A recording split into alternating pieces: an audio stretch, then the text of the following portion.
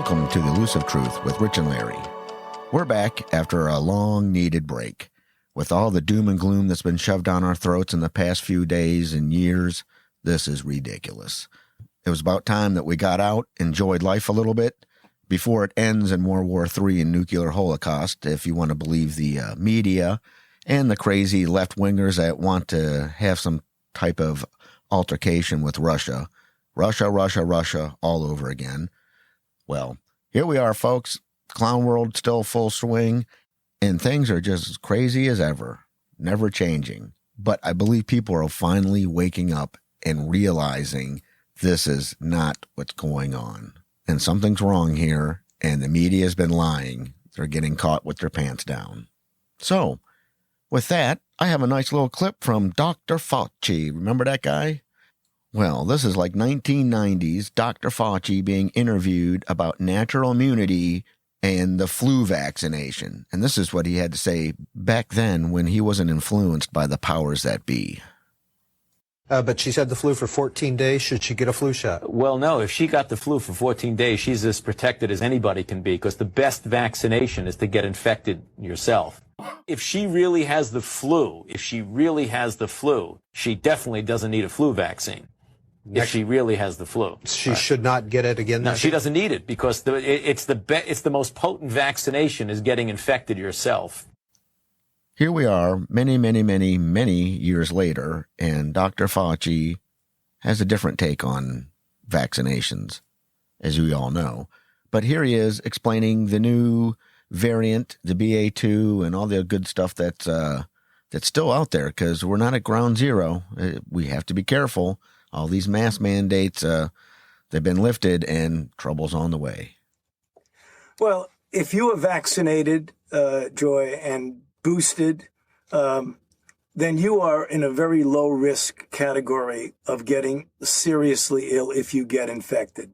You're protected predominantly against infected, but not nearly as well as we'd like, because the vaccines do much better in protecting against severe disease than it does against infection. So the organizers of these groups do whatever they can to try and mitigate the risk, requiring people to show proof of vaccination and even requiring a test, a negative antigen test, within 24 hours of whatever event we're talking about. So the risk is still very low, but it's not zero. And that's, if you want to get back to some form of normality, you look at the CDC guidelines about giving some broad general framework upon which you can make your choice. But the choice is up to the individual about the level of risk that they're willing to take. I mean, if you are totally risk averse and you don't want to get infected at all, no matter what, for any of a number of reasons, you might have an underlying condition that would make you more likely to get a severe outcome. You might have someone in your home who is a compromised person, so that you might bring it home even if you don't have a symptom. You put all of that into the equation of whether you might want to go to a big dinner or not. Yeah. And that's the individual choice. That's going to be part of living with a level of infection in the community that's not stressing the hospital system, that's not killing a lot of people, that's not sending a lot of people to the hospital, but still people are getting infected. And that's really the name of the game and what it's going to be like. And you just follow it very carefully. Well, certainly that is being very actively discussed. And I think what we're dealing with, or I know what we're dealing with, Joy, is that we're dealing with a bit of a moving target. No doubt, when you pull back the way the country has on the requirements for masks, according to the new CDC metrics, we see in other countries like the UK, when you do that, in the context of BA2, which is more transmissible than BA1, and you have waning immunity, you have the risk of there seeing an uptick in cases, exactly what they're seeing in the UK and in certain of the European countries. So we're looking at what we're seeing right now. I don't think there's any question you are going to see an uptick. About half of the states in the country are already seeing an increase. It isn't nearly as high to trigger a change in color of the so-called color code, but it's going up. So we really need to see what's going to happen in the next few weeks before you make a decision about pulling back on a mandate for travel like you asked. It may be it'll be kept, or it may be that it'll go up and then things will come down and they'll pull back. I can't tell you what the answer to that is right now. As usual, a lot of babble going on from Dr. Fauci, but as you all know, Philadelphia is the first city to reinstitute mask mandate indoors.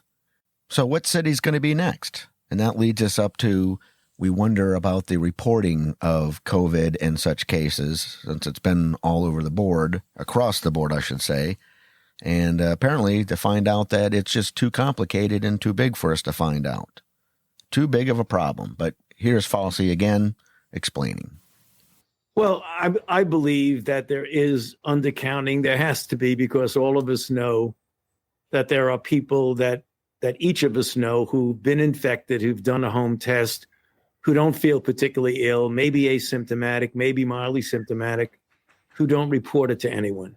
So I really do think that there's some degree of undercounting. I don't know exactly to what extent that is occurring, but one of the things that we have to do is actually two things I think that are important to put into this equation. One, follow the data really, really carefully.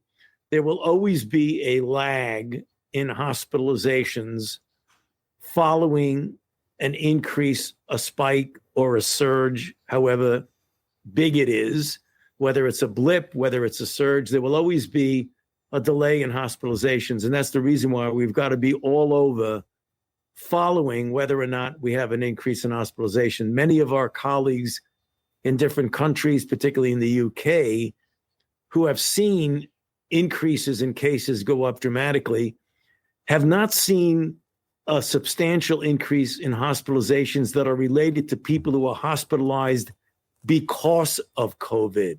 Mm-hmm. There certainly are hospitalizations of people with COVID, but when you talk to their health authorities, they feel that the impact on hospitalizations is really dissociated a bit from what we saw, for example, with Delta, when the cases were much more in line with the hospitalization. So the bottom line, Kate, is we have to just follow it really, really closely. The other thing that's important is that when you talk about guidelines from the CDC, which are not mandates, they're guidelines about what people should be doing, they're giving guidelines in the broad sense, but it's always up to the individual.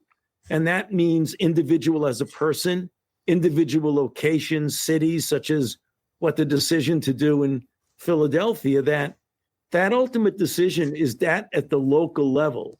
The local level can be a city, a county, or a person who says, even though I'm in a green zone, I want to feel a little bit more protected because I'm either elderly, I'm frail, I have an underlying condition. So people need to understand that the judgment call with broad recommendations from the CDC is still at an individual basis.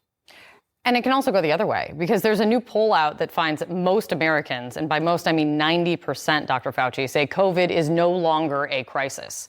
Do you agree? You know, it depends on, I don't want to, get semantics with you, but it depends on what you mean by a crisis. Is this still something we really do need to pay attention to? The answer is overwhelmingly yes. We still have hospitalizations, we still have cases, we still have deaths. This is not going to go away completely, Kate. We're not going to eradicate this the way we eradicated smallpox. And I doubt if we're going to eliminate it for a number of reasons, because it isn't a stable virus the way measles and polio is.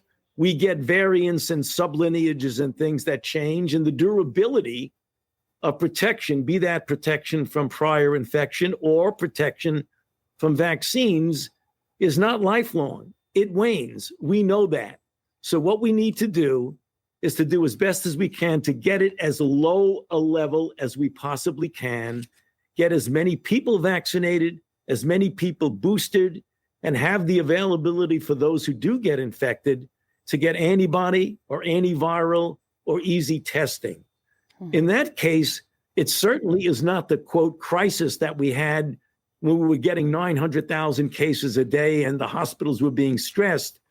But we're not at the level that I would feel comfortable to say, forget about it. we can get back to normality, which a lot of people are. There are people right now in the overwhelming majority of the locations in the country that are in green zones are getting back to normal life. They're not wearing masks indoor, the schools are back. So there is a degree of normality there. So in that respect, you wouldn't call it a crisis, but you don't want to forget about it because we know what variants can do. Remember, we got fooled with Delta. Remember, we got fooled with Omicron.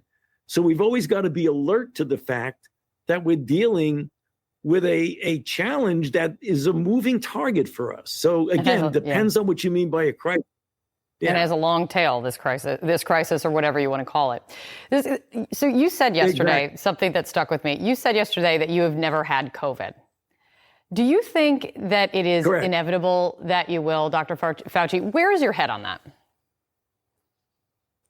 You know, I don't know, Kate. I try my best because of my own situation in life, the fact that I am an older individual.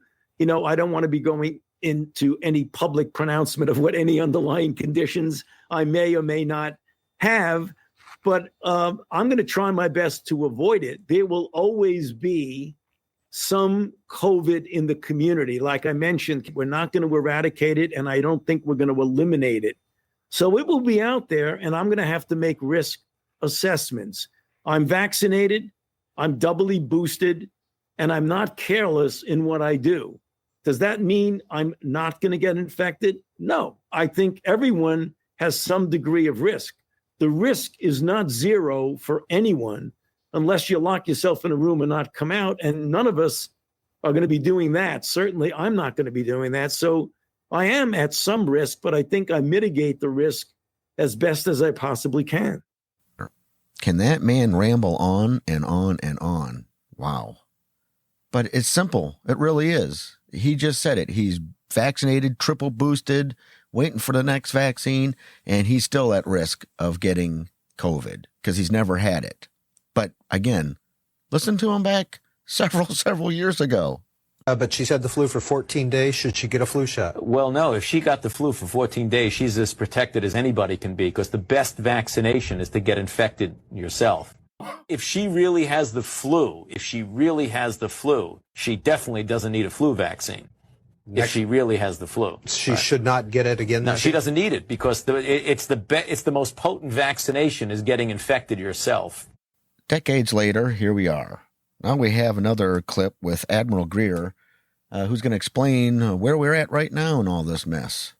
Just another person with another opinion, but check it out. Admiral Brett Giroir, former White House testing czar, Assistant Health Secretary. Sir, hello to you and good day. We meet again. Are we going backwards? Well, you know, Tony Fauci always likes to cover all of his bases so he can't be 100% wrong in the future. But we should not be talking about lockdowns, restrictions, anything with BA2 or any variant we have on the horizon now. We have vaccine immunity. We have natural immunity. We have antibodies. We have oral drugs. We have all this in our armamentarium, and we're in a really good place. Most Americans have immunity. And if you had Omicron, you're certainly immune to the BA2 variant. So we should not be talking about that. Secondly, we now know in retrospect that mandates really don't work. So we don't have the need for them, and they don't really work. So I think Dr. Fauci needs to eliminate this from his vocabulary for the near and long term. He said at least temporarily, and you're saying that's not going to happen. Well, you never know what the federal government's going to mandate. But what I'm saying is there's no reason for it to happen. Fair enough. Everything we have with our immunity and drugs means we should not go back to that. And look at the incredible harms to our children, to mental health, to drug addiction and overdoses, to heart disease, cancer. These are all known consequences, and we have to face those. They're real. Good clarification. Dr. Peter Marks, FDA Vax Chief. Vaccinations out there. Current evidence suggests some waning of protection over time against serious outcomes from COVID-19 in older and immunocompromised individuals. Is that new? That's not new. We knew that vaccine immunity wanes over time, particularly in the elderly, and 65 isn't that elderly, but 65 is a good number to look at, and the immunocompromised. That's old news. It's still true, and it's a reason why those over 65 or who are immunocompromised should make sure they get the full doses of vaccine and get boosted. Yeah, I look at that New York Times piece even today. I mean, that graphic they have on its digital website every day. And I was just looking at it last night. I was just stunned by how far the cases have dropped and the number of the deaths that has dropped as well. So I think we're in a really good place. Let's keep it there. Now, with regard to masks on airplanes, it was expected to be removed on March 18th. It was extended to April 18th. Do you believe there is a need to keep it after mid-April? I don't believe there's a need to keep it right now. We do know that the air handling systems in planes are extremely good. We also know that most of the population has extremely good immunity. So there really is no need. The cases are down, the hospitalizations are down, and you can always wear a mask if you want to. So if you're immune compromised, put on an N95 mask. It's highly protective to you. I will say one other thing is that the mask mandate right now is really more of a placebo. Because we know that cloth masks and homemade masks do not work against Omicron and will not work against BA2. And I travel all the time, and 95% of people on the planes are wearing masks that don't work. Mm-hmm. So it's a placebo, but it's a painful placebo. Time to get rid of that. Yeah, but it doesn't necessarily mean the government will follow your lead on this, does it, Admiral? Exactly. Yeah. Exactly. Yeah. Thank you, sir, for coming back today. Brett Giroir. Thanks. Absolutely. See, I think we're finally starting to get some truth. I was amazed because I did find this on Fox and Friends, another spin on this craziness going on. Have a listen. The pandemic's not over. We're in the subvariant of a variant that basically, if you get this, as long as you don't have an underlying condition, leukemia or asthma, if you get this subvariant, that you might get a cold. Almost everyone's asymptomatic. If you don't live in Shanghai, you walk right through it. In the past, when you have a cold, you didn't destroy your life, sit at home for a week, not go on planes or wear a mask. But in this environment, with people dying to hold on to the pandemic a little bit longer, it looks as though colleges in this area, people indoors in Philadelphia, and for people on trains, mass transit, and planes, for at least another couple of weeks, we're wearing masks. Yeah, the CDC, it was supposed to end in, 2 or 3 days? Yep. And the CDC has said we're going to extend it for Can't make our own decisions. For 2 more I had weeks. it on my calendar. For 15 more days. When you could fly without a mask. Can we also add that it doesn't work, that the studies that show they aren't effective? The CEOs of all the airlines said they have been begging with the CDC, please let us not wear masks anymore. They circulate new air in like 3 seconds inside airplanes. Save You're us place exactly to go. right. The CEOs have all said, please get rid of this. Yet, here it is extended for 15 days. Some people are for it, though. Oh, I think there's one. I think you might be referring to one. If you watch The View, one of the co-hosts there professed her desire, her love for the holy mask. Watch. When it comes to mask mandates, they're there because people just aren't great people. And that's just the bottom line. Americans just aren't great to each other. We just aren't. And so when it comes to things like flying, the mask mandate is supposed to be lifted April 18th. I don't want to get on a plane with super spreaders. I don't want to get on a plane with 214 other people that are going to be breathing on me with their COVID breath. I don't want it. I don't want it. I want the mask. I think that we relied upon personal responsibility and people were irresponsible, leading to the mandates, right? We want people to be better than they are. And that's just the bottom line. We cannot necessarily rely on people to protect their fellow man. Here's what when we were listening to that soundbite, we were all saying if she wants to wear a mask, wear it. If you feel more comfortable with the mask, that's your choice. All day, sleep in it if you want. But a few days ago, Fauci was saying that. Remember, he flipped and he said, make your own decisions. Well, Anthony Fauci flips every day and doesn't acknowledge it. So I find it fascinating that people are still booking him. We've shut you off. People, even if you wanted to listen to anything Anthony Fauci says, he contradicts himself in the next sentence or the next appearance. And I think he said a few. If you are unsettled, whatever, you have it or you have lingering COVID, wear your own mask. Let us make our own decisions. We're done with this. We're finished. We're through. Stop holding on to it. Better yet, you'll pay at the ballot box. Or how because about, the American people are done with this. How about this? You're through with it. If she's not through with it or other Americans want to wear their mask, wear it. Make your own decision. It's a psychosis. And I feel like the most dangerous pre-existing condition you could have for the psychosis is if you had Trump derangement syndrome at one point, you're very likely to be deranged by the masks. And let me just offer something that I don't think is in dispute. If Donald Trump had won re-election, the Democrats would be like, I'm not wearing a mask. They'll be saying Donald Trump's warp speed vaccine doesn't work because you got you have 2 boosters for Jen Psaki and she's double vaxxed and she got it again. They'd be saying Donald Trump's vaccine doesn't work. You're exactly right. It would be totally inverse. What we're saying is make your own decisions. That's exactly. Very nice. See, people are waking up. Even the newscasters are starting to wake up and promote truth, an eye-opening experience. All right, well, let's move on up to the ringmaster, Joe Biden himself, explaining inflation to Congress and Senate and anybody who will listen.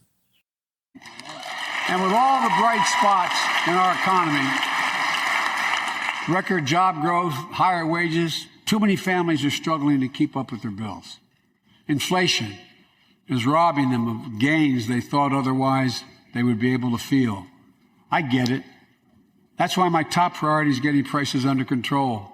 Look, our economy roared back faster than almost anyone predicted, but the pandemic meant that businesses had a hard time hiring enough people because of the pandemic to keep up production in their factories. So you didn't have people making those beams that went into buildings because they were out. The factory was closed. The panic also disrupted the global supply chain. Factories close. When that happens, it takes longer to make goods and get them to the warehouses, to the stores, and prices go up. Look at cars last year. 1/3 of all the inflation was because of automobile sales. There weren't enough semiconductors to make all the cars that people wanted to buy. And guess what? Prices of automobiles went way up, especially used vehicles as well. And so we have a choice. One way to fight inflation is to drive down wages and make Americans poorer. I think I have a better idea to fight inflation. Lower your costs, not your wages. And folks,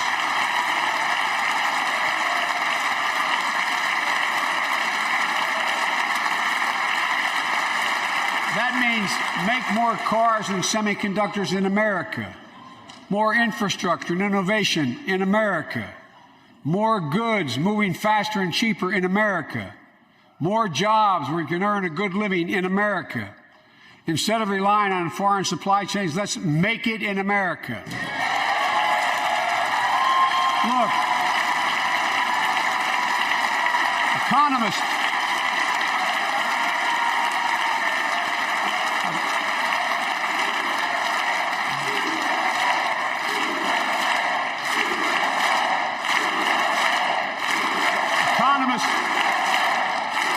call this increasing the productive capacity of our economy. I call it building a better America. Now, you've just heard the best clip that I could find that hasn't been edited. And then I found this on Joe Biden's YouTube page of basically the same thing, but this is how they re-edit it to make it sound even better. One way to fight inflation is to drive down wages and make Americans poorer. I think I have a better idea to fight inflation. Lower your costs, not your wages.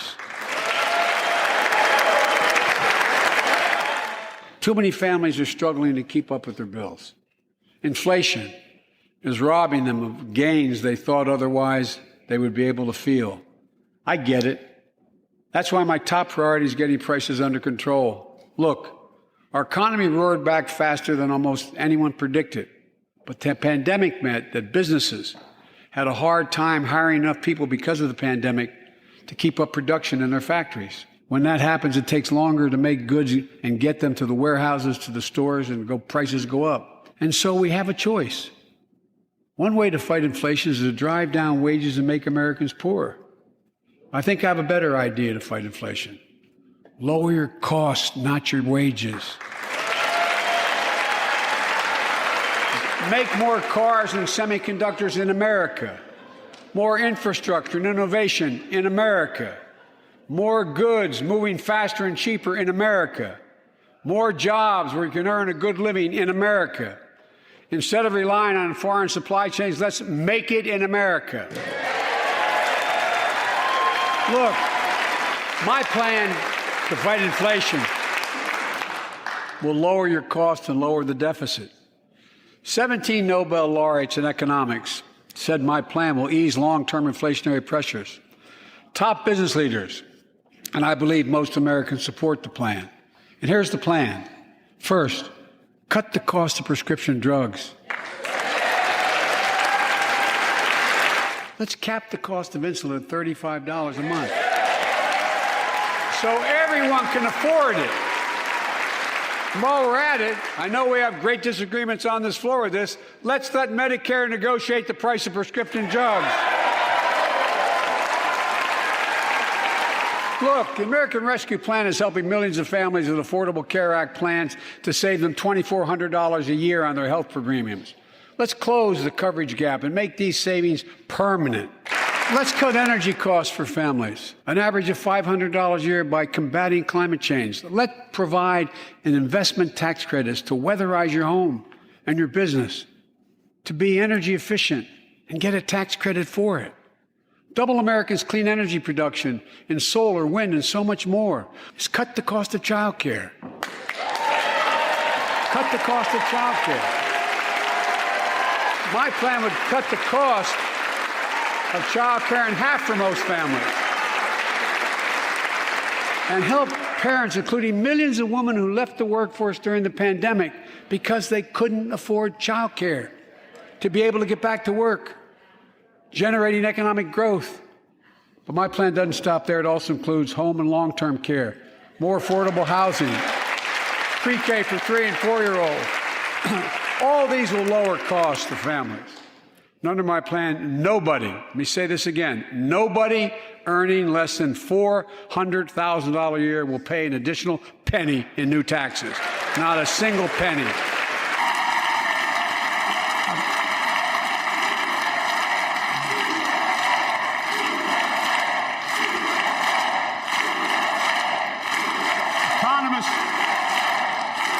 Call this increasing the productive capacity of our economy. I call it building a better America. Now you heard it all. Blue check mark Joe Biden on his website. That's how he portrays his good old speech. All lies and more lies. How can you even trust him? He lied about everything on his campaign, and he's lied about everything so far during his tenure as ringleader. Well, Jen Psaki says everything's okay. The alternative would have been that we would have gone into a massive economic downward spiral, and many Americans would have not had enough food to put on the table. So we chose the other path. Now, what she's talking about, the alternative to not spending $2 trillion during the beginning of the Biden administration. Of course, what Psaki was just describing is exactly what Americans are now facing. Rising prices, they're killing our own budgets, and the real fear that we could be facing food shortages thanks to Biden's war on fossil fuels and other policies. Joining us now to discuss is Arkansas Congressman French Hill, member of the Banking Committee. Congressman, I think it's extraordinary that the president's own press secretary doesn't understand the crisis that most Americans are feeling right now. Well, David, great to be with you. Of course, there's no surprise. I don't know an entrepreneur or business owner that just didn't burst out in laughter during President Biden's State of the Union when he said, "How do we control inflation? Just get your costs down." I mean, that's crazy talk. And that's what we've been facing as the two anchors of this inflation, both our Federal Reserve monetary policy and the fiscal spending by the Biden administration. Both are contributing. And this all happened long before Putin invaded the Ukraine. These are a direct result of the bad decisions that Joe Biden has made over the last 16 months. You know, I understand that every White House lives in a sort of a bubble, that they're all glad-handing each other and they don't very often get real information unless they face a questioning press. But the problem with this White House is they have a fawning press, a press that basically nods their heads in agreement with much of what is said on the podium, with certain exceptions, we should note. But it is extraordinary that their bubble is so secure that Jen Psaki could say something like that. I mean, it doesn't take rocket science to understand that Americans are worried, particularly now with the fertilizer shortage that we have. A lot of farms can't afford enough gasoline, and we are facing some food shortages. Well, she should circle back to the talking points of Larry Summers, former Democratic Secretary of the Treasury, who warned the Biden administration not to do this, that this would be the absolute result of their bad policies. She ought to circle back to the fact that their inflation is costing an average family almost $5,000 more in expenses, and now their salaries are 3 times less the cost of living in increases. So this is a challenge. It's going to get worse, in my judgment, due to the fact that the administration will not unleash American energy, which is fundamental to everything we make and grow here in America. Now, of course, they claim that's not true, that in fact they've got all these sanctions, these leases out there for oil companies. It's just the oil companies' problems that they're not drilling enough, to which you say what? I say that's wrong. It's naive. It demonstrates that they don't even understand the permitting process or the leasing process. When you get a lease, you have to get multiple permits in order to drill a well. Then you have to make sure you have the pipeline system to fund to deliver that fuel to a refinery. So the bottom line is, I think they're naive about the process. They could be authorizing permitting for LNG facilities that would help Europe. They could help our companies drill more oil here at home. That would lower prices for our consumers. Let's talk about the Fed for a second now, because they have a role to play in inflation. They haven't been playing it very carefully over the past year. They have 2 mandates. They've got this unemployment mandate to check unemployment and make sure it doesn't get out of control. We've got, in fact, right now, more jobs than we have people looking for jobs, so that's not a problem. Then the other mandate is monetary stability, making sure that the dollar that you earn today is going to be worth the same at the end of the year, or at least at the end of the month. And they failed terribly on that mandate. Should they just be single focused now on the monetary stability mandate? That's my view, David. We should support one mandate, and that is price stability. Inflation is a thief. It steals from the hardest working Americans. And the Fed's main mission should be supporting price stability. And that's why Byron Donalds, Republican of Florida, and I've introduced the Price Stability Act that would amend the Federal Reserve Act and cause them to focus solely on that core mandate of price stability. Well, that didn't work well for Joe. There's always explanations for everything. So now Joe wants to turn our attention to Putin and the Ukraine. That is because Putin is responsible for all of this. High gas prices, the shortages. COVID is coming back because Putin, he released it. I know he'll come out and say it soon. But here, this is what Joe had to say. Putin's invasion of Ukraine has driven up gas prices and food prices all over the world. Ukraine and Russia are the 1 and 2 largest wheat producers in the world. We're number 3. They're shut down. We saw that in yesterday's inflation data. What people don't know is that 70% of the increase in inflation was a consequence of Putin's price hike because of the impact on oil prices. 70%.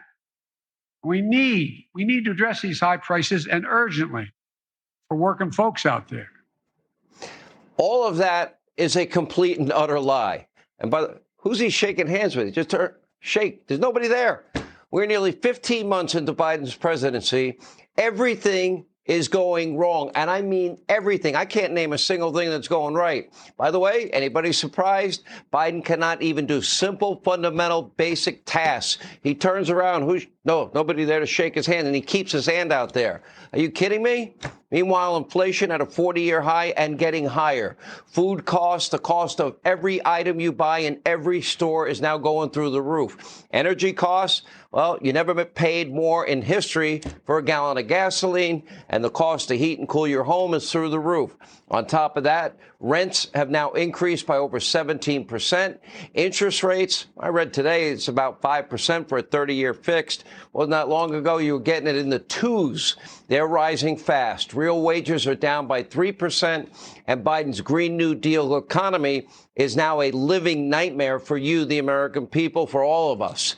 But remember, according to the administration, America's historic inflation has nothing to do with Biden's trillions of dollars in new handouts, and the record-setting energy costs have nothing to do with Biden's restrictions on oil and gas. You can see right from the charts, we'll keep putting them up and down. Up is down, down is up in their weird world. And by the way, everything bad that happens is Vladimir Putin's fault, and as those graphs show, that is a lie. And thankfully, Americans can see through the total, well, bull. Now, you heard it from many sources. The truth is starting to come out. What a wonderful world we live in. Thank you, Joe. Now I'm going to do something to end this up. Some funny stuff for once. I know we live in a funny world, and half the stuff that's happening, like, I would never believe and can't make up. Way back when SNL was actually funny, I have some good Dan Aykroyd explaining inflation if he was president. So have a nice listen. This is all the way back from 1978. Inflation is our friend. For example, consider this. In the year 2000, if current trends continue, the average blue-collar annual wage in this country will be $568,000. Think what this inflated world of the future will mean. Most Americans will be millionaires. Everyone will feel like a big shot. Wouldn't you like to own a $4,000 suit and smoke a $75 cigar, drive a $600,000 car? I know I would. But what about people on fixed incomes? They have always been the true victims of inflation. That's why I will present to Congress the Inflation Maintenance Program, whereby the U.S. Treasury will make up any inflation-caused losses through direct tax rebates to the public in cash. Now, you may say, won't that cost a lot of money? Won't that increase the deficit? Sure it will. But so what? We'll just print more money. We have the papers, we have the mints.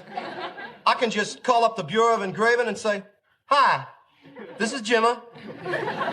Roll off some of them 20s. Print up a couple of thousand sheets of those century notes. Sure, the glut of dollars will cause even more inflation, but who cares? Everybody will be a millionaire. Now, that's comedy. And the crazy thing is, I think somebody will find that offensive. It's the world that we live in these days. I want to thank everybody for listening and enjoying this ride that we're on. Larry will definitely be with us next week. He came back from vacation, and he wants to talk to everybody about the spirit animals and a whole lot more. Stay safe, everybody. God bless you all. Keep looking for that elusive truth, and we will see you next week. Thanks again. Bye-bye.